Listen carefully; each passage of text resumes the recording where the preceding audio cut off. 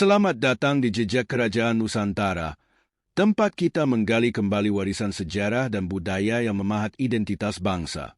Pada episode kali ini, kita akan menjelajahi salah satu sosok legendaris dalam tradisi Jawa, yaitu Sabdo Palon. Sebuah nama yang menyimpan misteri dan makna mendalam.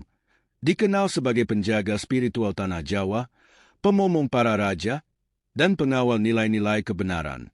Apakah Sabdo Palon benar-benar ada? Atau hanya simbol dari kebijaksanaan yang tak lekang oleh waktu? Mari kita telusuri kisahnya, mengungkap makna yang tersembunyi di balik namanya, hanya di Jejak Kerajaan Nusantara. Sabdo Palon merupakan sosok legendaris yang dikenal luas di tanah Jawa, khususnya di Gunung Tidar, Jawa Tengah. Ia dianggap sebagai figur terakhir yang memegang erat ajaran Hindu dan Buddha di masa kerajaan Majapahit. Kedekatannya dengan Raja Majapahit membuat namanya sering disebut dalam berbagai cerita rakyat dan teks sastra Jawa. Salah satu kisahnya yang paling terkenal adalah pertarungannya dengan Syekh Subakir, yang berlangsung selama 40 hari 40 malam. Pertarungan itu berakhir tanpa pemenang, namun menghasilkan sebuah perjanjian legendaris yang dipercaya oleh masyarakat Jawa hingga kini. Nama Sabdo Palon tercatat dalam Serat Dharma Gandul, sebuah karya sastra Jawa yang ditulis oleh Ki Kalamwadi. Penulisan serat ini dilakukan pada hari Sabtu Legi, 23 Rua 1830 dalam Penanggalan Jawa, atau dikenal sebagai Sangkala Wuk Guneng Ngesti Nata, yang setara dengan 16 Desember 19. Serat Dharma Gandul disusun dalam bentuk tembang macapat dengan bahasa Jawa Ngoko, gaya bahasa sehari-hari. Dalam serat tersebut, diceritakan bahwa Sabdo Palon tidak bisa menerima kenyataan bahwa Raja Brawijaya V, penguasa terakhir Majapahit, digulingkan pada tahun 1478. Peristiwa ini dilakukan oleh pasukan Demak dengan dukungan Wali Songo, meskipun sumber sejarah lain menyebutkan bahwa Brawijaya digulingkan oleh Girindrawardhana. Sabdo Palon kemudian mengucapkan sumpah yang menjadi bagian penting dari kepercayaan masyarakat Jawa. Ia bersumpah akan kembali 500 tahun kemudian saat kerusakan moral seperti korupsi merajalela dan bencana alam melanda. Ketika kembali, ia akan membersihkan Jawa dari pengaruh Islam dan mengembalikan kejayaan agama dan budaya Jawa yang dalam Serat Dharma Gandul disebut sebagai agama Budi. Istilah ini merujuk pada perpaduan ajaran Buddha dan Hindu yang pernah hidup berdampingan di Nusantara. Selain tercatat dalam Serat Dharma Gandul, tokoh Sabdo Palon juga muncul dalam karya sastra lainnya seperti Serat Damar Wulan dan Serat Blambangan. Kehadiran Sabdo Palon seringkali dikaitkan dengan Naya Genggong, yang juga dikenal sebagai penasihat Raja Brawijaya V. Namun, tidak ada kepastian apakah keduanya adalah dua individu yang berbeda atau sekadar representasi dari dua sisi kepribadian satu tokoh. Kepercayaan terhadap ramalan Sabdo Palon sempat mendapat perhatian khusus pada tahun 1978 ketika Gunung Semeru meletus. Peristiwa ini membuat sebagian masyarakat Jawa menghubungkannya dengan sumpah Sabdo Palon yang dipercaya akan kembali dalam masa penuh kekacauan. Hingga kini, Sabdo Palon dihormati oleh berbagai kalangan, termasuk penganut Hindu di Jawa dan penghayat kejawen tertentu. Sabdo Palon juga sering dianggap sebagai figur mistis yang berperan sebagai pelindung spiritual Jawa. Menurut sejumlah guru spiritual, Sabdo Palon dipercaya bukanlah manusia biasa, melainkan Raja Jin yang menguasai Gunung Tidar. Kesaktiannya membuat Pulau Jawa menjadi wilayah yang penuh dengan aura mistis dan keangkeraan. Kisah ini berhubungan dengan kedatangan Syekh Subakir, seorang ulama yang diutus oleh Raja Turki Mehmed I untuk meruqyah Pulau Jawa. Kehadiran Syekh Subakir dipercaya sebagai bagian dari usaha penyebaran Islam sekaligus untuk menetralkan kekuatan magis di Jawa yang dipimpin oleh Sabdo Palon. Tidak banyak yang mengetahui bahwa Syekh Subakir adalah salah satu anggota Wali Songo periode awal. Syekh Subakir merupakan seorang ulama besar yang berasal dari Persia. Ia diutus oleh Kesultanan Turki Utsmani dengan misi khusus menyebarkan agama Islam di Pulau Jawa. Namun, tugas tersebut tidaklah mudah. Sebelum dapat berdakwah, Syekh Subakir harus menghadapi berbagai tantangan, termasuk mengalahkan jin-jin dan makhluk halus yang mendominasi tanah Jawa pada masa itu. Pada saat Syekh Subakir tiba di Jawa, Wilayah tersebut masih berupa hutan belantara yang lebat dan dihuni oleh berbagai jenis makhluk gaib. Jin-jin dan makhluk halus ini tidak hanya menduduki kawasan itu tetapi juga dikenal jahat dan sangat berkuasa. Dalam keadaan seperti ini, penyebaran Islam hampir mustahil dilakukan tanpa terlebih dahulu mengatasi pengaruh gaib yang kuat.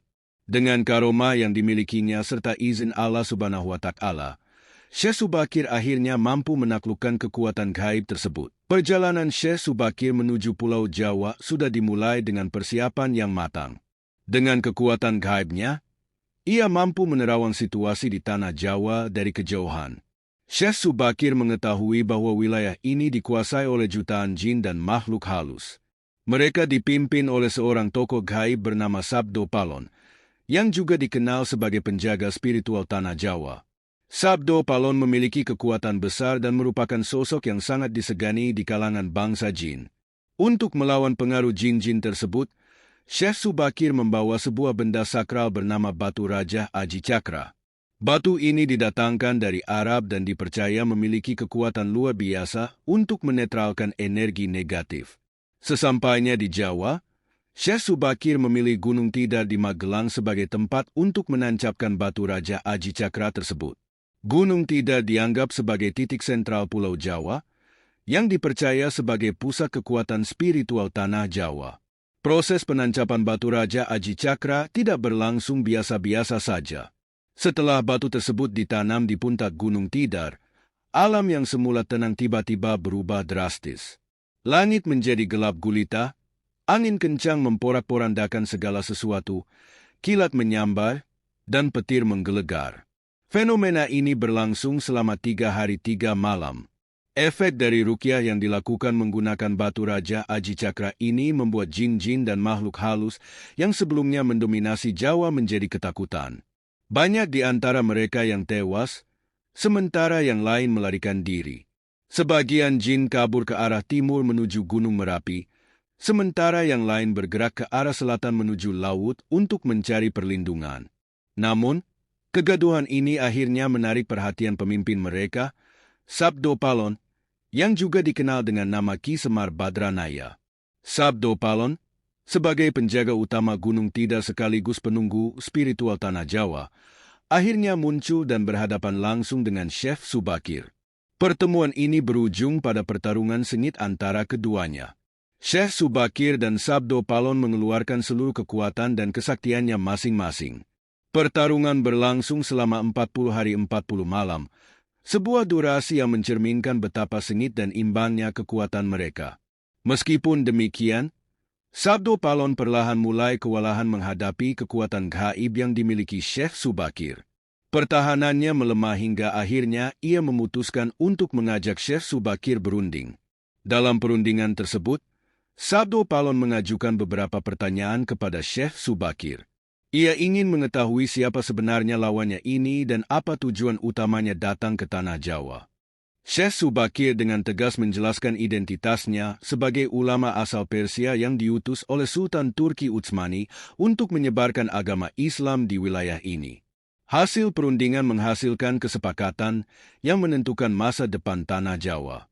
Sabdo Palon bersedia memberikan izin kepada Syekh Subakir dan para ulama lain untuk berdakwah menyebarkan Islam. Namun, ia mengajukan satu syarat penting, penyebaran agama Islam di tanah Jawa tidak boleh dilakukan dengan paksaan.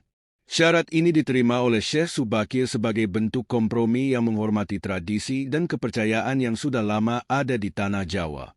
Kisah Syekh Subakir ini menggambarkan perjuangan dakwah yang tidak hanya menghadapi tantangan fisik, tetapi juga spiritual. Sebagai seorang ulama yang diberkahi karomah, Syekh Subakir tidak hanya menyebarkan ajaran Islam tetapi juga berperan dalam menetralkan kekuatan gaib yang dianggap menghalangi dakwahnya. Dengan izin Allah, ia berhasil mengatasi pengaruh negatif yang kuat dan membuka jalan bagi perkembangan Islam di Jawa. Batu Raja Aji Cakra yang ditancapkan oleh Syekh Subakir di Gunung Tidar hingga kini menjadi simbol penting dalam cerita rakyat Jawa. Gunung Tidar sendiri sering disebut sebagai pusat spiritual tanah Jawa, dan kisah penancapan Batu Raja Aji Cakra menjadi bagian dari narasi besar tentang bagaimana Islam pertama kali berkembang di wilayah ini. Fenomena alam yang terjadi selama proses ruqyah dengan batu ini juga menegaskan kekuatan gaib yang dimiliki Syekh Subakir.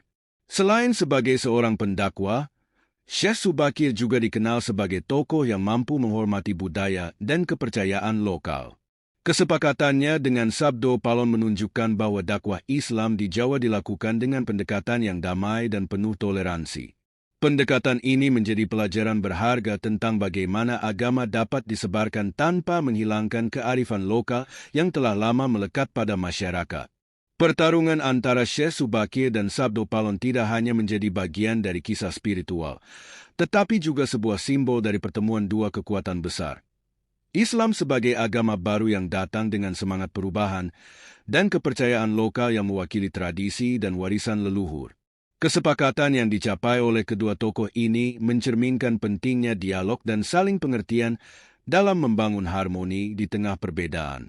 Sabdo Palon sering diasosiasikan dengan sosok Semar dalam pewayangan versi Jawa yang diadaptasi dari epos Mahabharata. Dalam dunia pewayangan, Semar muncul bersama tiga anaknya yang dikenal dengan nama Gareng, Petruk, dan Bagong. Ketiganya membentuk kelompok Panakawan yang memiliki peran penting dalam mendampingi para ksatria atau raja. Antropolog Paul Stange dalam penelitiannya pada tahun 1988 menyatakan bahwa Sabdo Palon adalah inkarnasi dari Semar. Sosok Semar sendiri dikenal sebagai Maha Guru di Tanah Jawa, sebuah gelar yang menggambarkan perannya sebagai guru besar yang mengajarkan nilai-nilai luhur. Sabdo Palon dan Semar, menurut tradisi Jawa, diakini sebagai titisan dewa dari kahyangan yang dengan sengaja turun ke dunia. Mereka memilih menjadi Panakawan atau pendamping yang penuh pengertian dan kesetiaan. Sebagai Panakawan, tugas utama Sabdo Palon adalah menjadi pemomong, yakni pembimbing bagi raja, sekaligus pelindung bagi rakyat biasa. Sosoknya hadir untuk memberikan nasihat kepada pemimpin dan menjaga keharmonisan pemerintahan. Dalam tradisi Jawa kuno, nama Sabdo Palon seringkali dikaitkan dengan tokoh lain yang serupa, yaitu Naya Genggong. Keduanya hampir selalu disebut bersama dalam kisah-kisah tradisional Jawa, terutama dalam konteks pemerintahan raja-raja pada era Hindu-Buddha. Penting untuk dicatat bahwa Sabdo Palon dan Naya Genggong bukanlah nama asli dari tokoh tersebut. Sebaliknya, nama-nama ini lebih merupakan gelar yang mencerminkan tugas dan karakter mereka. Dalam naskah tradisional Serat Darmo Gandu, misalnya, nama Sabdo Palon dijelaskan memiliki arti mendalam yang sesuai dengan tugasnya. Nama Sabdo Palon sendiri terdiri dari dua kata yang syarat makna. Sabdo berarti ucapan atau ajaran. Dalam konteks ini, Sabdo Palon adalah sosok yang memberikan nasihat, masukan, dan ajaran kepada raja maupun masyarakat. Apalon bermakna pengunci kebenaran, yaitu seseorang yang memastikan kebenaran tetap terjaga dan bergema dalam semesta. Secara keseluruhan, nama Sabdo Palon menggambarkan perannya sebagai penjaga kebenaran yang menyampaikan ajaran-ajaran luhur untuk mempertahankan keseimbangan dalam kehidupan. Di sisi lain, nama Naya Genggong juga memiliki arti simbolis. Naya berasal dari kata Nayaka yang berarti abdi raja atau pelayan setia. Ini merujuk pada peran Naya Genggong sebagai pendukung utama pemimpin dalam menjalankan tugasnya. Genggong memiliki arti suara yang berulang-ulang. Hal ini melambangkan keberanian Naya Genggong dalam terus-menerus mengingatkan raja tentang pentingnya bertindak berdasarkan kebenaran, meskipun hal tersebut mungkin mendatangkan risiko bagi dirinya sendiri. Dari nama-nama ini, terlihat bahwa baik Sabdo Palon maupun Naya Genggong tidak hanya berfungsi sebagai pelayan biasa. Mereka adalah tokoh yang memiliki tugas moral dan spiritual untuk menjaga nilai-nilai luhur dalam pemerintahan serta kehidupan masyarakat. Sebagai figur simbolis, Sabdo Palon tidak hanya hadir dalam cerita pewayangan tetapi juga menjadi bagian dari mitologi politik Jawa. Dalam berbagai kisah tradisional, ia dianggap sebagai penjaga spiritual tanah Jawa yang selalu menyertai perjalanan raja-raja. Sabdo Palon tidak hanya memberikan nasihat, tetapi juga menjaga harmoni antara manusia dan alam semesta. Perannya sangat erat kaitannya dengan pandangan Jawa tentang pentingnya keseimbangan antara dunia fisik dan dunia spiritual. Dalam masa pemerintahan Hindu-Buddha di Jawa, Sabdo Palon dan Naya Genggong kerap digambarkan sebagai sosok yang setia mendampingi raja. Mereka tidak hanya memberikan masukan untuk kebijakan kerajaan tetapi juga berperan sebagai mediator antara kekuatan gaib dan dunia manusia. Tradisi ini mencerminkan keyakinan masyarakat Jawa bahwa keberhasilan seorang pemimpin sangat bergantung pada kemampuan untuk menjaga hubungan dengan alam spiritual. Menariknya, peran Sabdo Palon juga mencerminkan bagaimana budaya dan kepercayaan di Jawa bertransformasi seiring waktu. Ketika agama Hindu dan Buddha dominan di Nusantara, Sabdo Palon dipandang sebagai tokoh spiritual yang mendukung ajaran kedua agama tersebut. Namun, ketika Islam mulai menyebar di Jawa, terutama pada era Wali Songo, cerita tentang Sabdo Palon juga mengalami perubahan. Dalam beberapa versi kisah, Sabdo Palon digambarkan sebagai penentang penyebaran Islam di Jawa. Ia mewakili kekuatan lokal yang enggan digantikan oleh kepercayaan baru. Salah satu kisah yang terkenal adalah pertarungannya dengan Syekh Subakir, di mana Sabdo Palon akhirnya setuju untuk memberikan ruang bagi penyebaran Islam dengan syarat bahwa ajaran baru tersebut tidak boleh memaksakan diri kepada masyarakat. Namun, interpretasi ini tidak selalu bersifat konfrontatif.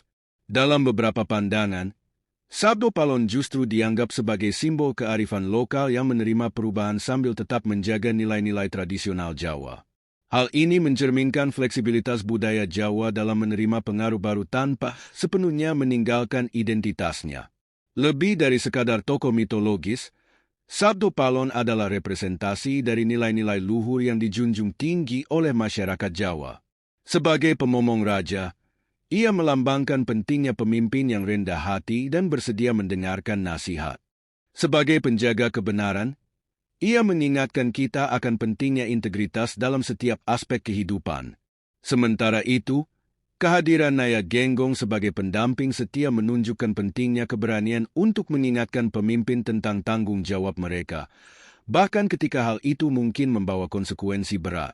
Kombinasi dari kedua tokoh ini mencerminkan harmoni antara kepemimpinan dan kebijaksanaan, serta keberanian untuk mempertahankan kebenaran dalam situasi apapun.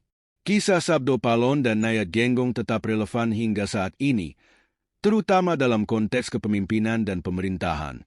Tokoh-tokoh ini mengajarkan pentingnya seorang pemimpin untuk mendengarkan nasihat yang bijak, menjaga keseimbangan antara kekuasaan dan moralitas, serta menghormati nilai-nilai lokal yang telah lama menjadi bagian dari identitas masyarakat. Selain itu, Sabdo Palon juga mengajarkan pentingnya menjaga hubungan yang harmonis dengan alam dan spiritualitas.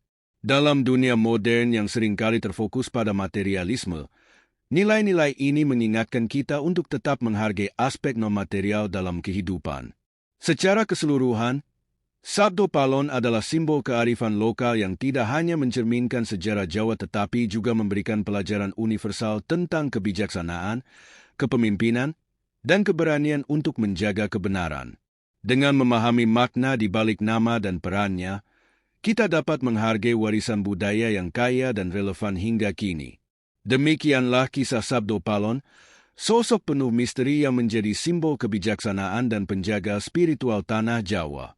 Sebagai panakawan yang setia, ia tidak hanya hadir di sisi para raja, tetapi juga membawa pesan mendalam tentang harmoni, nilai budaya, dan keutuhan Nusantara. Legenda ini terus hidup dalam ingatan, mengingatkan kita akan pentingnya menjaga kearifan lokal dan warisan leluhur. Terima kasih telah mengikuti pembahasan kali ini di Jejak Kerajaan Nusantara. Jangan lupa untuk like, share, dan subscribe agar tidak ketinggalan kisah menarik lainnya dari perjalanan sejarah Nusantara. Sampai jumpa di episode berikutnya, dan tetap lestarikan budaya kita.